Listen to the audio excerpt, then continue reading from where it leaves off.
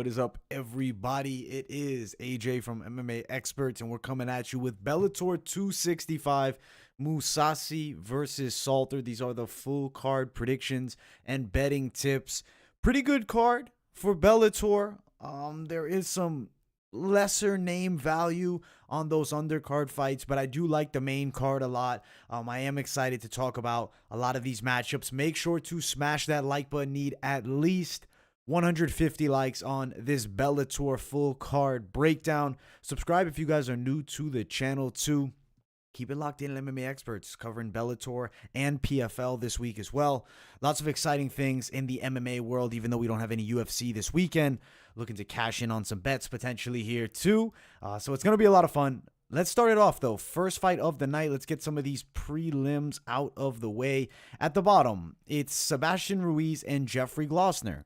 There's not a ton on Glossner or Ruiz. I have seen footage of both. I saw Glossner in his loss to Jalen Bates was practically controlled on the ground for most of that fight. He does have decent kickboxing. His opponent on the other side in Sebastian Ruiz, losing record, yes, but he's not necessarily a bad fighter. From what I've seen from him, has that Thai style of striking, very pressure heavy, and does unload pretty good combinations and likes to fight inside of that close range.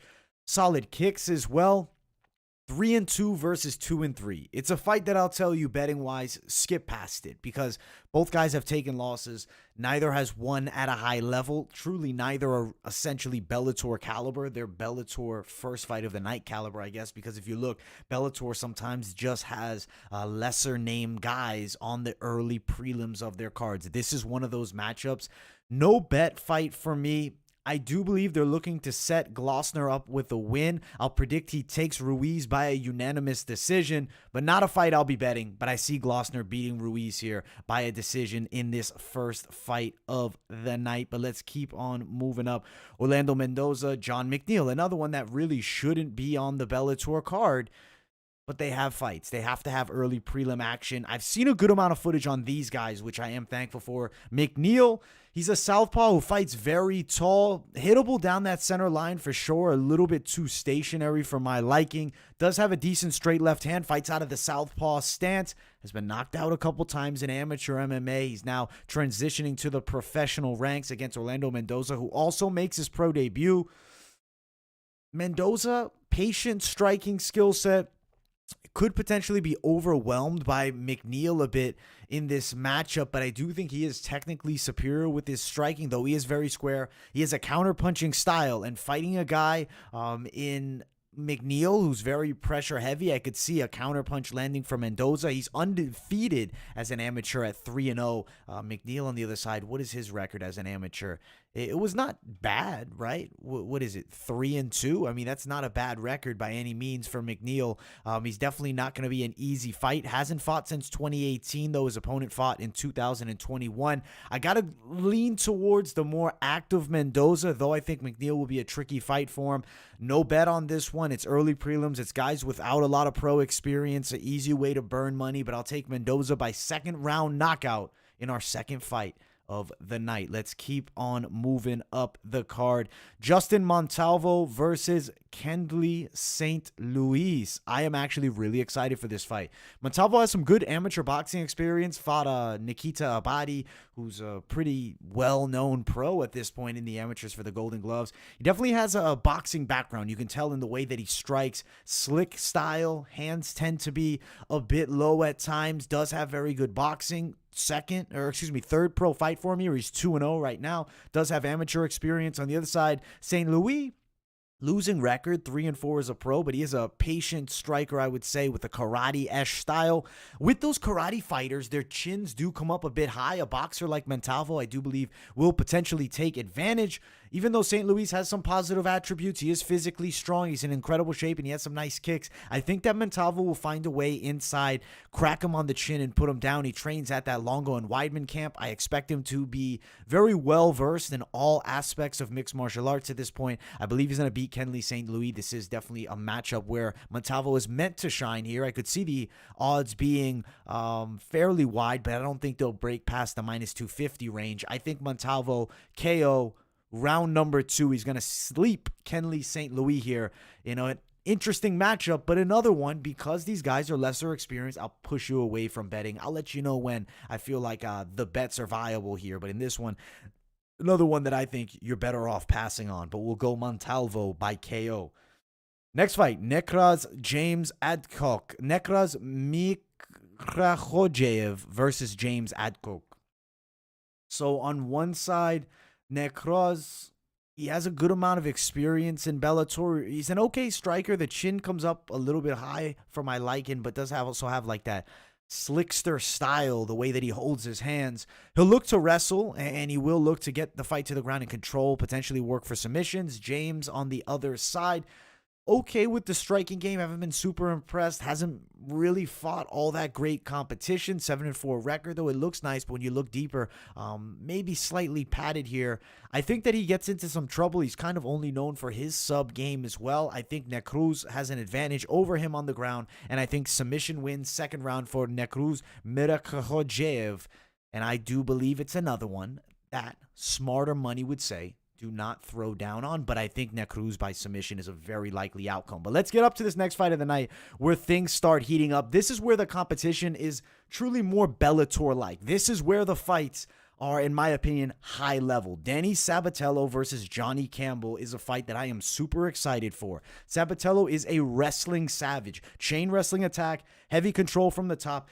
Beat Brett Johns clearly 30-27 using his wrestling and his grappling skills from the top position. This guy is the Italian gangster. He is a gangster for real with his wrestling. A lot of guys are going to struggle. Johnny Campbell on the other side is a very interesting, unorthodox style of striker. He'll throw looping shots with a lot of power. He was able to beat Corrales in that last matchup. Does have a decent ground game too. Knockout of Chris Mutino, something Sean O'Malley couldn't do. Definitely power on the side of Johnny Campbell. But he's outmatched here against Danny Sabatello. I think Sabatello is on his way to being an interesting contender in this Bellator bantamweight division. I think Sabatello controls this fight on the ground for 3 rounds with a consistent chain wrestling attack. Danny Sabatello win by unanimous decision. And I am confident in Sabatello in this matchup. And I believe he's going to beat Johnny Cupcakes Campbell's here. Let's move up to the featured prelim of the night. Women's action, Pam Sorenson, who's a very good Invicta FC former champion. Roberta Paim Samad, she actually has fought over at PFL before. High level as far as these girls go for this women's featherweight division. I mean, they're trying to build names in this featherweight division. These are 2 potential options here. On one side, you have Sorenson, who light-footed with her striking, moves extremely well. She's efficient closing distance and mixing it up, and is actually pretty solid with her grappling game. If this fight gets to the floor, I think submission-wise, more of a threat on the side of Sorenson, though the Brazilian on the other side, Roberta Paim Samad, striking-wise, she's very square, but is aggressive. She has like a plotting style where she's going to be pressuring forward most of the time. Decent takedowns from the clinch, heavy top pressure, and persistent ground and pound. But I think Sorenson will give her some potential trouble in this matchup. I really feel that I have to go with Sorenson win by a decision. She is the older girl by 2 years. I don't think that'll be too significant of a factor. Has a lot of good experience. 8-3 as a pro. I think Pam Sorenson for the win by unanimous decision with these girls here. And let's move on up to this main card. And if you guys have not yet, smash the hell out of that like button for these Bellator full card predictions. Appreciate all my people for tuning into the show, whether live or on replay. I love you all, and thank you guys so much. So let's talk about it. The first fight on the main card. This is where the breakdowns start getting a bit more exciting, in my opinion. If you guys remember Bestaev, Khadzhimurat Bestaev, he fights Gwerder. Bestaev actually got knocked out really bad versus Phil Hawes. Every time I've seen him fight, he's gotten destroyed, dominated. Striking-wise, he makes some mistakes. He's extremely tall, the way that he fights standing up. He is a lanky striker. He's a very tall fighter in this 185-pound division at 6'6", has a pretty decent reach as well. His hands are too low for my liking. Overhand shots tend to land. Gwerder is a southpaw who actually mixes it up really well with his boxing in that close range. Overhands, hooks. The things that Khadzhimurat Bestaev struggles with most, Gwerder is actually pretty good at. I think there's going to be trouble for the awkward Khadzhimurat Bestaev here. Besides decent hook flurries that he could potentially rush in with, I don't think he has the skill set to compete with Gwerder, though he has a good amount of experience. Double, I still think Ty is going to sleep him first round round knockout for Gwerder over Khadzhimurat Bestaev to start it off here. I do think it's definitely an inside the distance fight here. I don't see this fight going the distance. When all the bets drop, you know I will be doing that best bets video. As of right now, we don't have the official odds yet, but I can kind of see where they'll be going. I think Gwerder will be a slight favorite here. I think there'll be plus money at a win inside the distance, or even you just potentially bet fight doesn't go the distance here. I think the value could be pretty good. Maybe minus 150. We'll see when it does open up. But I like Gwerder win by knockout, first round over Khadzhimurat Bestaev to start this night off. Let's keep on moving up. Next fight of the night, Davion Franklin versus Everett Cummings. Now, on one side, Everett Cummings is a relative unknown. You look at that record, 15-0, and you think, who is this guy? Why have I never heard of him? And I thought the exact same. I know we fought in Bellator once before. I cannot remember the fight for the life of me. I dug the internet for this guy. I looked for his Instagram. We'll look again. We'll look up his name live again. Not much comes up for this man. Besides, yeah, you see a picture of him and in his Sherdog. We can look at numbers all we want. But as far as footage goes, if you guys know a place, you can let me know. I wasn't able to see any footage on this man.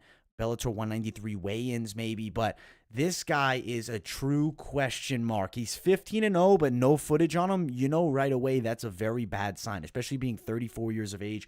He's outsized by 4 inches here, 5'11" to 6'3". He is a heavy guy. He's a little bit thicker around the midsection. Davion Franklin, though, is not a shredded fighter. But he is very athletic. He trains over at Jackson Swink. You know he has the highest level of training going on for him. And he's 3-0 with, I would say, truly raw striking. Davion Franklin is slowly improving that striking game. As of right now, it is a bit raw. But I do feel like in this matchup, could potentially be on display. We don't know a ton about Cummings. I still have to give a pick, and I still have confidence that Davion Franklin should beat the unknown Everett Cummings. It's never a good sign when there's not much on a fighter. I think Davion is going to be too much for him, potentially in the clinch situations. He'll get top control. He'll be physically a lot stronger, and I do think probably TKO. This is going to be, a true Mystic Mac pick. I'm thinking second round TKO for Davion Franklin over the relative unknown, but 15-0 Everett Cummings. That record in MMA, I think, is supposed to be held for like championship caliber guys, but he has definitely built it up a bit. I mean, if you look at some of the recent opponents, Ben Beebe 3.5 years ago was 7-4, and also he's not that active either, which is something that I don't love. See some losing record fighters there. This should be a showcase for Davion Franklin against a guy who's built his record against pretty much nobody's here. Now, featured bout of the night. This is one to get excited for. Out of all the fights on the card, this maybe is the one where the fighters have the highest of ceilings. I am super excited for both these guys, because in the bantamweight division, you're looking at top prospects on the rise, working towards contendership, very close. Magomedov, win over Petryan, lost to Petryan. Other than that, he's been perfect throughout his career. 2 wins in Bellator against Mateus Matos and CJ Hamilton. Raufeon Stots dominating everybody he fights over in Bellator. Campbell, Keith Lee, Josh Hill. I mean, he's made a good name for himself. Chayden Lihona, that was a year and a half ago. Raufeon Stots, grappling-wise, is hell to deal with for most fighters because he's extremely efficient with his wrestling. His kickboxing is good as well, manages his range well, and he knows when to enter and shoot for his takedowns. He times it at a very high level. Stots is extremely good with his wrestling, but on the other side, you have the Dagestani Makalecha Russia, Magomedov, who's an absolute savage kickboxer. He controls range at an extremely high level. His kicks are fantastic. They're very fast. His hips are excellent. He's not going to be easy to take down for Stots. Him himself, he has a really good wrestling skill set. Stots, offensively, more active with his wrestling, but Magomedov, different style of wrestling, more the Dagestani style.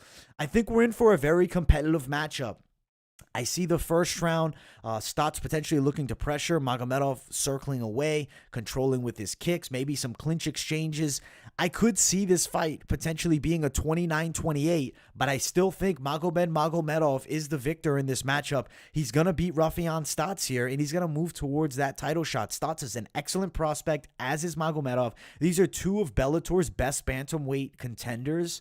and they're killing them off against one another. That's interesting in my opinion. But I do think Magomedov will start to potentially take over the fight in that second and third round. I think it should be a very good matchup. I'm super excited. May the best man win it. Both are the highest levels of bantamweights outside of the title picture. And I think Magomedov slightly edges out Stots in a competitive battle. Maybe the wrestling cancels out. Maybe a couple takedowns for each. I think Magomedov potentially has the better kicks here, which will be more effective from range. Also, something to note, Stots is a southpaw. That'll be interesting to see how Magomedov deals with that. I do believe he is pretty comfortable in both stances, but primarily fighting out of the orthodox stance. Maybe some single legs on both sides. Very good matchup. Magomedov by a decision. I do believe the fight goes the distance in this matchup. That might be a potential bet if you're not trying to pick the winner, but it's very hard to pick against these Russian fighters, especially somebody like Magomedov, who's just been near perfect throughout his entire career. Next fight, Andrey Koreshkov and Sabah Homasi.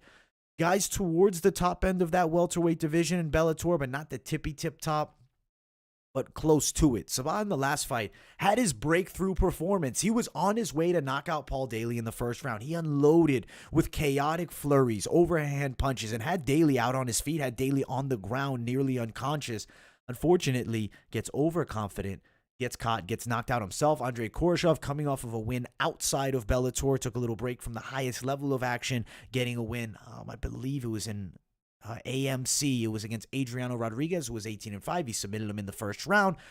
Andrey Koreshkov is a beast of a grappler and somebody that's not going to be easy to deal with when he gets a hold of you. Now, does Sabah Homasi have the striking skill set to keep Koreshkov off of him? Homasi southpaw, that explosive Thai style of striking, very punch heavy, and he has massive hooks, very wide ones though. I think Koreshkov sees them, especially with his style. The way he fights more off the back foot, very high guard stance. He fights tall as well. He's going to look to engage in wrestling here. I believe that's almost a near guarantee, and I do think he will find a way to get on top and control Sabah Homasi. I think Andrey Koreshkov is going to win this fight. He's going to beat Sabah here by a unanimous decision and get a little Bellator win streak going for himself. I mean, Koreshkov is the former champion of the world. He's that hot prospect that was, brought up during the old days when Alexander Shlemenko was king. Koreshkov was at the very top as well, a former champ, win over Douglas Lima until it was eventually avenged by Lima. Koreshkov is still very good, and I think he's going to beat Sabah Homasi by a unanimous decision. I do think this fight goes the distance. Homasi does have the power to change things, but it's not like Koreshkov has ever been a chinny fighter, so I think that Andrey Koreshkov win by a unanimous decision over Sabah, the sleek chic Homasi. And we have arrived at the main event of the evening. If you guys have not yet, smash the hell out of that like button. I appreciate everybody for tuning into the show. You guys are fantastic. Thank you guys all for being here. It's Bellator 265's main event of the evening. 264, rather. That was the UFC event last weekend. Gegard Mousasi, John Salter, high level.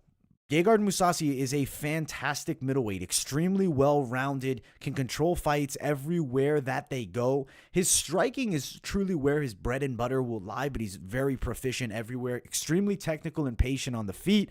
High fight IQ, knows when to engage the grappling, knows when to circle away. Good punching skills as well, nice kicks, but it's all calm, it's all patient. And, a lot of fighters don't have that type of calmness that Gegard has when he fights inside of the cage. On the other side, John Salter is a southpaw with very aggressive boxing. I think he's going to look to unload hooks, rushing inside, and shooting at takedowns for Gegard Mousasi. Interesting note. Common opponent, Raufeon Lobato. Both had moments against him. John Salter was doing well in that fight until getting submitted. Gegard Mousasi, competitive decision, no matter what side you were on. There was moments for Mousasi for sure. He had Lobato hurt in that fight. I feel as though Mousasi should be able to defend John Salter's wrestling attack for the most part, maybe getting taken down a couple times, but I don't see Salter just controlling him, laying on him for a whole round. I think Mousasi makes it hell from the bottom, and he finds a way back up to his feet. What a career Mousasi's had. I remember watching him fight King Mo back in the day in Strikeforce, and he is still at the top of the world. Gegard Mousasi is going to win this fight. I think he's going to beat John Salter here. I don't think it's an easy one. I think we'll have a motivated John Salter coming out looking to really make a point here. I could see Mousasi late KO. I'm thinking fourth round TKO. Could potentially also see a decision. We may even see Mousasi drop around here to Salter, but he should be good to go. It should be a pretty confident pick on my side as well. I'm confident that Mousasi is victorious here. I think he beats John Salter. We're going to go 4th round knockout. I think the volume will slowly start to wear Salter. Gegard Mousasi wins this fight by a knockout, round 4, and defends his belt that he recently recaptured.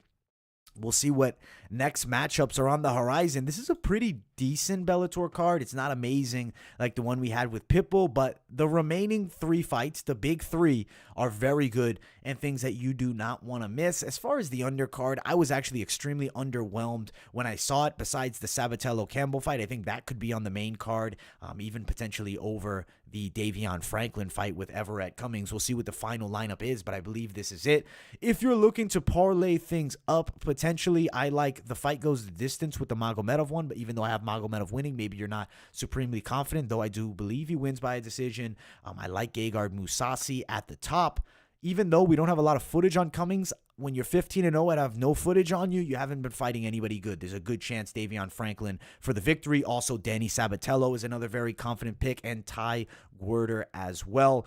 Women's MMA is always tricky, but I do think Paim should definitely beat Roberta Paim Samad earlier on in the night. Skip these early prelim bets. I think you can start it off with a Sabatello lock pick and then potentially play Gwerder, Franklin, maybe even Magomedov Stots just go the decision, or maybe Magomedov straight, Koreshkov, and Gegard Mousasi. I think a lot of exciting bets. We're going to go deep with the betting very soon. We'll do the full card betting breakdown the next coming days. Whenever the odds are completely released, I will break it all down, give you guys the locks of the night, dogs of the night, best bets that you can do value-wise, parlays, props, tons of things to talk about remaining with this card. This won't be the only video on it, so make sure to subscribe if you haven't yet. Smash that like button on this video. Appreciate everybody for tuning in to the show. I will check up on that live chat as we finish here and see what my people are talking about. Yeah, there is no UFC this weekend. Unfortunately, I don't know if I can go live any fight companions this week because I'm going to be out of town, man. My cousin's actually graduating college, so I'm going to be going to a little graduation party up in Nashville, Tennessee, so that should be fun. Yeah, some good fights here for Bellator, and there's definitely going to be Bellator and PFL parlaying, man. Yeah, 15-0 with nothing on him, he's not the guy. Yeah, everybody cashed out big for the UFC. That was great stuff. Yeah, great main event. I love Mousasi, man. I'm super pumped to see him in action once again. You think the Stots will be a huge dog? I don't think he should be more than plus 300, but they definitely might have him at like a plus 600, something insane. We'll see what it ends up being. But overall, I am excited to see this Bellator action. PFL predictions, I'm going to be dropping those tomorrow. Honestly, I had wished that I had already taken my PFL full card notes now, so we could have just done it today, but I'm not completely finished yet, so I didn't want to, release it without it. But PFL actually has all their odds up, so shout out to the bookmakers for PFL getting the early love on the lines. But you know what? Not a bad idea to beat the bookies to the line. So you guys know, as soon as you see those lines drop, you'll know which way to bet because you already have the predictions for all the fights here. And of course, I'll be doing the best bets video because I am excited to parlay some things up. We'll have this week's best MMA bets. I'll cross-play some things between PFL and Bellator. That should be a lot of fun. Overall, without UFC this weekend, we still have a ton of content that we're going to be doing. So keep it locked in. As I said, smash the hell out of that like button. Subscribe if you guys are new here. I appreciate everybody for tuning in to this night show here. I'll be live again tomorrow night for PFL. Honestly, cannot wait for the PFL card. That's arguably better than Bellator this week. So tons of exciting things to talk about. I am super pumped.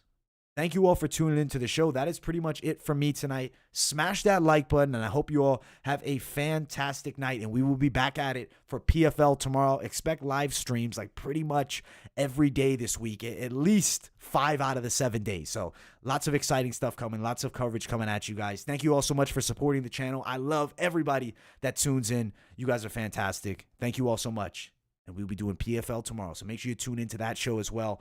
And follow the Instagram if you want the constant updates, Twitter too. Thank you guys. See you soon. Have a great night, everybody.